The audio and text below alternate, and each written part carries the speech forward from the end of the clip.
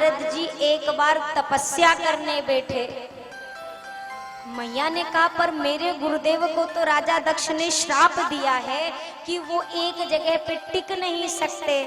बाबा ने कहा यही तो चमत्कार है प्रभु के नाम का। ठाकुर जी के नाम का ऐसा प्रभाव हुआ कि आज श्राप भी स्थगित ही रह गया और नारद जी समाधि में लीन हो गए। इधर नारद जी समाधि में बैठे, उधर इंद्रदेव घबराए। इंद्रदेव ने सोचा ये इतनी कठिन तपस्या क्यों कर रहे हैं नारद जी, पक्का हमारी कुर्सी पे इनकी निगाह है। कामदेव को भेजा, जाइए इनकी समाधि भंग करिए, नहीं तो स्वर्गलोक का सिंहासन गया नारद जी के हाथ में। कामदेव आए, खूब प्रयास किया पर समाधि नहीं खुली नारद जी की। हुआ क्या, कामदेव ने अपनी हार मान ली और हाथ में फूलों का हार ले लिया और कहते चले जय हो नारद जी की, जय हो नारद जी की। नारद जी धन्य हैं आप। इतनी बड़ाई और इतना जय जयकार करके माला पहनाई, प्रणाम किया। अब नारद जी की लीला देखो। इतनी देर से कामदेव के प्रभाव से नारद जी ने आंखें ना खोली थी, लेकिन जैसे ही कामदेव ने प्रशंसा की, नारद जी धन्य हैं आप नारद जी तुरंत देखने लगे कौन है। देखा नीचे कामदेव, अरे कामदेव क्यों आए हो, क्या हो गया? अरे मुझसे भूल हो गई, मैं आपकी समाधि भंग करने आया था, पर धन्य है महाराज आपकी समाधि नहीं खुली। नारद जी ने कहा हाँ ये तो हम भी देख रहे हैं। कामदेव ने कहा वैसे भोले बाबा की समाधि मैंने तोड़ दी थी। नारद जी ने कहा हाँ तोड़ी तो थी, और दूसरी बात ये भी देखो शंकर जी ने कितना गुस्सा किया था तुम पे, किया था ना। हमें देखो बिल्कुल गुस्सा नहीं आ रहा तुम पे, और इंद्रदेव से जाकर कहना उसके सिंहासन का हमें कोई लालच नहीं है। इतनी प्रशंसा हुई। मैं अक्सर कहती हूँ भैया ये दुनिया की वाह वाह एक हवा ही है। वाह वाह को उल्टा करो, करिए करिए जल्दी करिए, मुड़ी ना हिलाओ। वाह वाह का उल्टा हवा, हवा सब हवा है। हवा जब तन पे पड़ती है बड़ा आनंद आता है, आता है कि नहीं आता है? वैसे ही जब प्रशंसा की हवा पड़ती है तो बड़ा आनंद आता है। हवा तो गुब्बारे में भी भरी जाती है, पर हद से ज्यादा हवा हो जाए तो गुब्बारे का क्या होता है, एक ब्लास्ट जैसी आवाज आती है, डूम खत्म। और एक बात, ज्यादा हवा भर जाए तो फिर गुब्बारा महाराज धरती छोड़ के आकाश में उड़ने लगते हैं। उड़ते हैं कि नहीं उड़ते हैं? पर आकाश में भी पहुंच जाए तो गुब्बारा को लगता है कि अब तो हम धरती छोड़ चुके हैं, पर आसमान में भी जाके वही होता है, पहुंच के भी। वाह वाह का एक इलाज है। इधर अगर लोग वाह वाह कहें आप राम राम करो, वो जितना वाह वाह कहें आप उतना राम राम करो, तो जीवन में कभी अभिमान आने वाला नहीं है। नारद जी को इतनी वाह वाह की हवा मिल गई कि नारद जी में भी अभिमान आ गया। गए भोले बाबा के पास। भोले बाबा ने कहा देवर्षि बहुत दिन बाद आए हैं, चलिए कुछ राम कथा कहिए। नारद जी को अभी राम कथा कछु नहीं याद है, काम कथा बस याद है। बोलना शुरू किया, अरे आपको पता है भोलेनाथ हम समाधि में बैठे थे, कामदेव आया था, पूरी कथा बाँच के सुना दी। भोले बाबा ने कहा नारद जी जैसे ये कथा आपने मुझे सुनाया है ना, जाके भगवान विष्णु से मत सुनाइएगा, पूछे तब भी मत बताइएगा। लेकिन भैया जब आते हैं अच्छे दिन तब अच्छी बात सुहाती, ना ही तो समझाने पर भी नहीं समझ में आती। अगर सामने वाला नहीं समझना चाहता तो आप प्राण दे दो, पर वो समझने वाला। एक माई थी, उनके बेटवा का विवाह हुआ। अब ग्रामीण क्षेत्र में विवाह हुआ, कन्या खूब पढ़ी लिखी अच्छे बड़े से शहर से आई थी। अब गांव का कामकाज वो क्या जाने। अब सासू माँ ने एक दिन देखा, 2 दिन सोचने लगी, बहुरिया तो हमारी एक काम ही नहीं करती है। तो सासू माँ ने सोचा नहीं है ना, हम करके इसको बताएंगे तो शायद ये कर ले। अब बहू रानी सुबह सुबह चाय का कप लेके आंगन में बैठी थी, इतने में सासू माँ झाड़ू उठा के लाई और लगी बहारने। बेटे ने देखा, अरे मेरी माता जी झाड़ू लगा रही हैं। बेटे ने कहा, अरे माँ आप क्या करती हो, मुझे दीजिए झाड़ू, मुझे दीजिए। माँ ने कहा, अरे नहीं नहीं बेटा तू छोड़, मैं लगाती हूँ। बेटा कहता है, अरे नहीं माँ आप झाड़ू छोड़ो, मैं लगाता हूँ। झगड़ा होने लगा, वो कहे मैं लगाऊं, वो कहे मैं लगाऊं। सासू माँ सोच रही थी मुझको झाड़ू लगाते देखेगी तो अभी हमारी बहू रानी पट्ट से उठ के आएगी, कहेगी माँ हमें दे झाड़ू, आप क्या लगा रही। अब सासू माँ ने ये सोच के झाड़ू पकड़ी। अब इधर बेटा कहे हम लगा रहे, सासू माँ कहे हम लगा रहे। इतने में बहू रानी ने कहा, झगड़ा क्यों करते हो सासू माँ, आज आप लगा लो कल ये लगा लेंगे, क्या समस्या है। घर कौन सा भागा जा रहा है, झाड़ू कौन सा टूटा जा रहा है। तो जिसको नहीं समझना उसको समझा आप नहीं सकते हैं। नारद जी क्या करने चले, नारद जी जिस लिए बाबा ने मना किया था हाथ में बीड़ा लिए चल पड़े। ओ श्रीमन नारायण नारायण नारायण, श्रीमन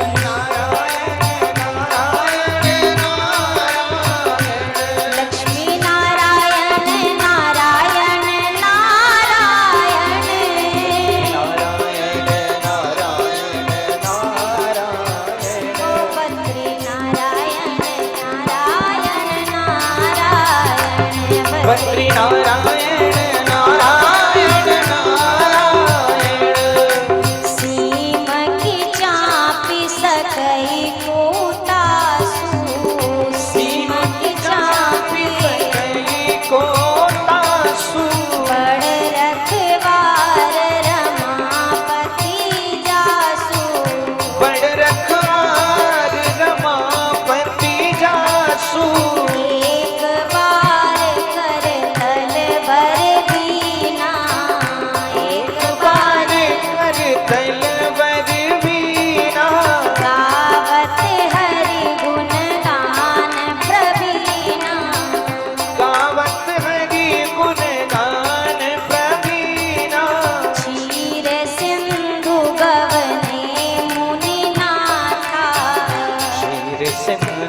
गवने मुनि नाथा, जहाँ बस श्रीनिवास श्रुति माथा, जहाँ बस श्रीनिवास श्रुति माथा। बद्री नारायण नारायण नारायण, बद्री नारायण नारायण नारायण, ओ लक्ष्मी नारायण नारायण नारायण, लक्ष्मी नारायण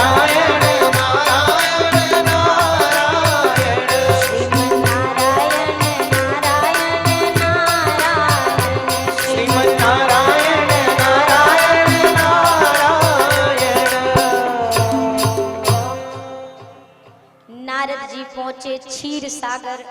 भगवान विष्णु से आज जब भेंट हुई तो बड़े दिनों के बाद अगर कोई मिलता है तो हम अक्सर जाकर गले से लगा लेते हैं, अरे बड़े दिन बाद हमारे प्रेमी मिले हैं।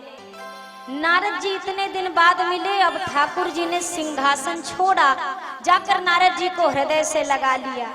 अच्छा, ये ठाकुर जी का अपने भक्त के प्रति प्रेम है, पर नारद जी ने क्या समझा, आज के पहले तो भगवान ने कभी अपनी गद्दी नहीं छोड़ी हमारे आने पे, आज क्यों छोड़ दी। हमको लग रहा है हमारे बताने से पहले ही भगवान तक खबर आ गई है कि अब हम पहले वाले नारद नहीं हैं। थोड़ा सा अब आगे डेवलप हुआ है हमारा। अच्छा, इतना ही नहीं, ठाकुर जी ने सिंहासन पे बिठाया अपने साथ। अब तो नारद जी का वो जो शक था वो यकीन में बदल गया, पक्का भगवान को खबर मिल गई है कि अबे नारद जी साधारण नहीं हैं, तभी तो भगवान ने अपने बगल में बिठाया है। नारद जी ने भगवान विष्णु को भी पूरी काम कथा सुना डाली।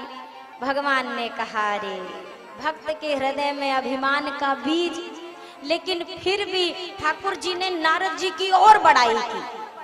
जब खूब और प्रशंसा की और बड़ाई की, नारद जी का अभिमान और बढ़ गया। नारद जी तो चले गए, अब ठाकुर जी सोचने लगे भक्त के अंदर बीमारी का जन्म हो गया है, अब बीमारी के लिए अस्पताल चाहिए, साथ में डॉक्टर भी चाहिए। अब ठाकुर जी ने अस्पताल तैयार किया। बिरचेऊ मगमहु नगर जही सतजोजन विस्तार, श्रीनिवासपुर ते अधिक रचना विविध प्रकार। सुंदर सी नगरी का निर्माण हुआ। अपनी माया को ठाकुर जी ने वहां की राजकुमारी विश्व मोहिनी बना के भेजा। राजा बनाया शील निधि को। ये सब माया का है, कुछ भी असली नहीं है। मैया लक्ष्मी ने कहा, प्रभु जब नारद जी का अभिमान आपको तोड़ना ही था तो बढ़ाने की जरूरत क्या थी? जब तोड़ना ही था तो बढ़ाया क्यों, और बड़ाई कर करके क्यों आपने अभिमान को बढ़ाया? ठाकुर जी ने कहा, देवी देखिए, जैसे कोई छोटी सी फुंसी हो, ध्यान से सुनिए, बोलिए सियावर रामचंद्र की। जैसे कोई छोटी सी फुंसी हो जाए, आप डॉक्टर के पास जाओ, डॉक्टर साहब ये फुंसी हो गई, ये छोटी सी है। डॉक्टर एक दवा देंगे, कहेंगे इसको टाइम पे खाते रहना, ये यहीं बैठ जाएगा, बढ़ेगा नहीं। पर अगर आप वो दवा ना लें तो अब क्या होगा, वो फुंसी बढ़ेगी कि नहीं?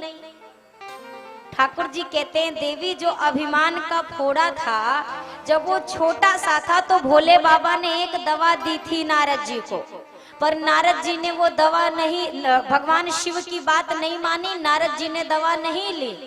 तो अब वो अभिमान थोड़ा बड़ा हो गया है, और फोड़ा जब थोड़ा बड़ा हो, आप फिर डॉक्टर के पास जाओ तो डॉक्टर साहब कहेंगे, पहली जो दवा दी थी वो आपने खाई नहीं, वो तो भूल गए खाना, अब आप इसको ठीक करो।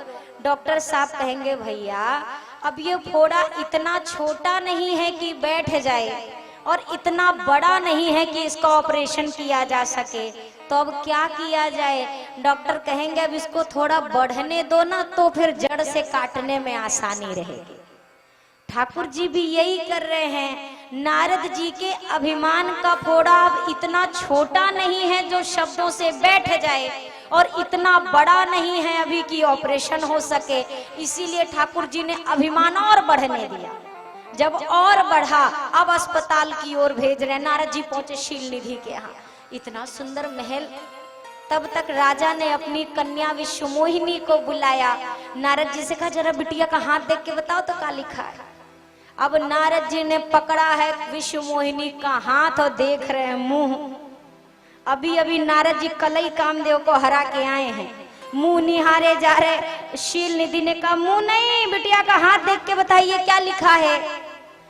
लिखा हुआ था कि जो इसका वर्ण करेगा वो अजर होगा, अमर होगा, जिसके अंदर ये विशेषताएं होंगी जिसको संसार में कोई पराजित नहीं कर सकता, जो 14 भुवन का स्वामी है, ऐसा इसका पति होगा। पर नारद जी ने कछुक बनाई भूभूषण भाखे। नारद जी ने क्या पढ़ा कि जिससे इसका विवाह हो जाएगा वो 14 भुवन का स्वामी, वो उसको कभी कोई परास्त नहीं कर पाएगा, वो अजेय, वो अजर, वो अमर। अब नारद जी महाराज अपनी गद्दी से खड़े हो गए, जाने लगे। शील निधि ने कहा, महाराज कल ही स्वयंवर है, रुक जाओ, आज रात ही भर की तो बात है। नारद जी ने कहा, नहीं नहीं, थोड़ा काम है। अच्छा, नारद जी ने काम को हरा तो दिया, लेकिन हराने के बाद ज्यादा काम याद आया उनको। पहुंचे बाहर। अब नारद जी महाराज व्याकुल हैं। क्यों व्याकुल? हा विधि मिलई कवन विधि बाला, कन्या कैसे मिलेगी, क्या करूं, कैसे मिलेगी, जब तप कछु ना हो यही काला। समय ही नहीं है कि मैं तपस्या करूं, जप करूं, साधना करूं, हे विधाता कैसे मिलेगी, कैसे मिलेगी। तब तक याद आया, अरे मोरे हित हरि सम नहीं को, वो मेरे पक्के हितैषी हैं और विश्वास है कोई आए चाहे ना आए, पर यही अवसर सहाय सोई, वो जरूर सहायता करेंगे। अब ठाकुर जी का ही तो पूरा बनाया हुआ कार्यक्रम है, और मेन चीफ गेस्ट तो हमारे ठाकुर जी हैं, वही कैसे ना आवे पूरी लीला में। ठाकुर जी आ गए। और नारद जी कैसे याद किया? नारद जी ने कहा, प्रभु एक काम याद आ गया। ठाकुर जी ने कहा, अभी कल ही तो हरा के आए थे, आज ही काम आ गया। अच्छा, क्या काम है? अब नारद जी थोड़ा सकचाते हुए, थोड़ा मुस्कुराते हुए कहते, प्रभु विवाह करने की इच्छा हुई है। ठाकुर जी बड़े मुस्कुराए मन ही मन। ठाकुर जी ने कहा इतना उत्तम विचार नारद जी, अति सुंदर विचार है, विवाह करना है पक्का करिए। अच्छा हमें क्यों बुलाया? समझ गया निमंत्रण, अच्छा कन्या खोजने के लिए बुलाया होगा, है ना। नारद जी ने कहा नहीं नहीं, कन्या भी हमने ढूंढ ली है। ठाकुर जी ने कहा ये भी काम हो गया, दिव्य। अच्छा तो मुझे आपने निमंत्रण देने के लिए बुलाया, ठीक है आप जब कहोगे मैं हाजिर हूँ, अब चलूं। नारद जी ने कहा ठहर तो जाओ सरकार। वो दरअसल बात ये है ना, कन्या बहुत सुंदर है। ठाकुर जी ने कहा नारद जी आज के समय पे सुंदर कन्या तो भाग्यशालियों को मिलती, आप बड़े किस्मत वाले हो, सुंदर कन्या मिल गई। अच्छा अब हम जाएं? नारद जी ने कहा ठहर जाओ ना सरकार, जब से आए हो जाऊं जाऊं जाऊं, बात तो सुनो। ठाकुर जी ने कहा मुझे क्यों बुलाया? नारद जी कहते हैं वो बात ये है ना, उधार चाहिए, गरुड़ चाहिए। अच्छा बारात में जाने के लिए गरुड़ जी की सवारी मिल जाएगा? नहीं नहीं गरुड़ जी नहीं। अच्छा आप सोच रहे हैं ऋषि मुनियों वाला वेश है तो कल दूल्हे की बढ़िया वो अचला पीतांबर चाहिए, दूल्हे का जोड़ा मिल जाएगा? नहीं नहीं प्रभु वो भी नहीं चाहिए। तो क्या चाहिए आपको? ना ये चाहिए, ना वस्त्र चाहिए, ना आभूषण चाहिए, ना वाहन चाहिए, तो क्या चाहिए? नारद जी कहते हैं आपन रूप देहु प्रभु मोही। वो बात दरअसल ये है ना, उधार में कपड़ा लत्ता ना चाहिए तो क्या चाहिए? सरकार अपना रूप हमें दे दो, अपना वाला ये जो चेहरा है ना आपका, ये वाला चाहिए हमको। भगवान ने कहा अरे नारद जी मतलब रूप हमारा ब्याह तुम्हारा, ऐसे हो सकता है? अरे गाड़ी मांगो, घोड़ा मांगो, आभूषण मांगो, कपड़ा मांगो, शेरवानी मांगो, जूते मांगो, अब ये कोई कहे भैया अपना मुंह उधार दे दो कल लौटा देंगे। अब प्रभु सोच में पड़ गए, क्या करूं, भक्त ने पहली बार मांगा है, अगर नहीं दूंगा तो भक्त को कष्ट होगा, दे दूंगा तो जिंदगी भर बंदर की तरह हालत हो जाएगी, नाचते ही जन्म बीतेगा, क्या करूं। भगवान सोच में है। तब तक नारद जी बोल पड़े टाइम नहीं है, जेहि विधि होई नाथ हित मोरा, करहु सो बेगी दास मैं तोरा। जिसमें मेरा हित हो जल्दी से वो कर दीजिए, समय नहीं है। ठाकुर जी ने कहा चलो बिगड़ी हुई बात को नारद जी आपने बना लिया, अब मैं वो नहीं करूंगा जिसमें हित है, वो करूंगा जिसमें आपका परम हित है। अब नारद जी बनना चाह रहे थे सुंदर, पर ठाकुर जी को नारद जी का परम हित नजर आया, किसमें? बना के बंदर। ठाकुर जी ने वानर का मुंह बना दिया। अच्छा दो शिवगढ़ आए थे, ये सारा कुछ देख रहे हैं, काका हुआ, कहां से एक्सचेंज ऑफर निकला, सब पता है इनको। अब क्या हुआ, प्रातः काल स्वयंवर के समय नारद जी पहुंचे, पहली वाली कुर्सी जाके पकड़ी कि हमसे पहले कोई और ना बैठ जाए। हम नहीं चाहते कि विश्व मोहिनी सभा में भटके, हमको देखे झट से माला पट्ट से विवाह। नारद जी बैठे, नारद जी के ठीक पीछे कौन बैठे? जय वो दो शिवगढ़ बैठे। अब शिवगढ़ आपस में बात कर रहे हैं। पहले वाले ने कहा आहा क्या रूप है, क्या सुंदरता है, अरे हम तो इनकी मैया को सोचते हैं कितनी भाग्यशाली, क्या स्वरूप पाया है, धन्य है धन्य है। अरे हम कहते हैं ना ये बाकी राजाओं को चले जाना चाहिए, किसी को माला वाला नहीं मिलेगी, इतना सुंदर राजकुमार बैठा है, इसे छोड़ के कन्या किसी और को चुनेगी क्या? दूसरे वाले ने कहा कौन सा राजकुमार, कौन सा? अरे ये जो हमारे आगे वाली कुर्सी पे बैठा है, कितना सुंदर सुंदर, देखो रूप देखो। अब नारद जी और फूल के आनंद में, हम तो पक्का विष्णु भगवान लग रहे हैं, और आनंद में नारद जी आ गए। पर विश्व मोहिनी को क्या दिखाई दे रहा है? मरकट बदन भयंकर देही, बानर भी नहीं दिख रहा, मारने काटने वाला बानर दिख रहा है। नारद जी को छोड़ा, पूरी लाइन छोड़ी। अब इधर नारद जी सोचने लगता ठीक से हमें देख ना पाए, दूसरी कुर्सी पे जाते हैं। नारद जी कुर्सी बदल रहे हैं और इतने में ठाकुर जी नृप के वेश में आए। विश्व मोहिनी ने माला डाली, माया मायापति के साथ चली गई, नारद जी घूमते रह गए। अब नारद जी तीसरी कुर्सी पे बैठे, तब तक शिवगणों ने कहा बाबा ये कुर्सी बदलने से विवाह नहीं होता है, पहले अपना चेहरा तो जरा देख के आओ कैसा है। जैसे नारद जी को कहा, दोनों को श्राप दे दिया, जाओ दोनों राक्षस हो जाओगे। और गए जब सरोवर में मुंह देखा, अब तो क्रोध की अग्नि जल पड़ी, तुरंत चले। आज विष्णु को मैं छोड़ने वाला नहीं हूँ, आज तो अच्छे घर में बहना भेजा है उन्होंने, आज तो अच्छी कसर निकालूंगा।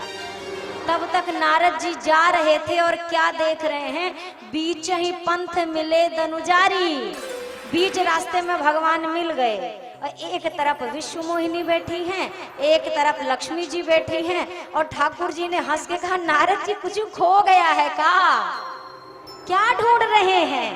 अब तो नारद जी के मुंह से पहला शब्द, कपटी हो, छलिया हो, बहुत बड़े छल करने वाले हो, ईर्ष्या करते हो, दूसरे की प्रसन्नता देख नहीं सकते, बड़े ईर्ष्यालु हो। समुद्र मंथन से लक्ष्मी निकली, खुद ले लिया, मड़ियां खुद रख ली, भोले बाबा को विष पिला दिया और कैसा कैसा छल रचा, बहुत बड़े कपटी हो। ठाकुर जी सुने जा रहे। लक्ष्मी मैया ने कहा, नारद जी ज्यादा नहीं बोल रहे हैं प्रभु, चुप क्यों नहीं कराते हैं?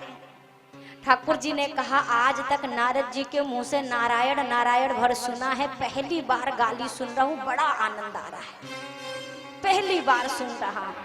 सब नारद जी ने कह डाला, मुझे बंदर बनाया, बंदर आपकी सहायता करेंगे, श्राप देता हूँ। राजा का वेश बना के मुझे ठगा, वही नृप वेश लेके मानव तन लेके धरती पर जाना पड़ेगा। मैं विश्व मोहिनी का वियोग सह रहा हूँ, आपको अपनी पत्नी का वियोग सहना पड़ेगा, श्राप देता हूँ। तीनों श्राप जब दे डाला, अब ठाकुर जी ने सबको विदा किया अपनी माया को। तब हरि माया दूर निवारी, नहीं तहा रमा न राजकुमारी। न लक्ष्मी मैया न विश्व मोहिनी, नारद जी खड़े हैं श्राप देके, अब ठाकुर जी अकेले खड़े हैं। अब तो जैसे ही माया का पर्दा हटा, नारद जी लौट गए चरण में, क्षमा नाथ क्षमा, गलती गलती गलती हो गई। ठाकुर जी ने कहा, आपकी गलती नहीं है, ये तो मम इच्छा कह दीन दयाला, मेरी इच्छा से हुआ है, आपने कुछ नहीं किया है, चिंता मत करिए।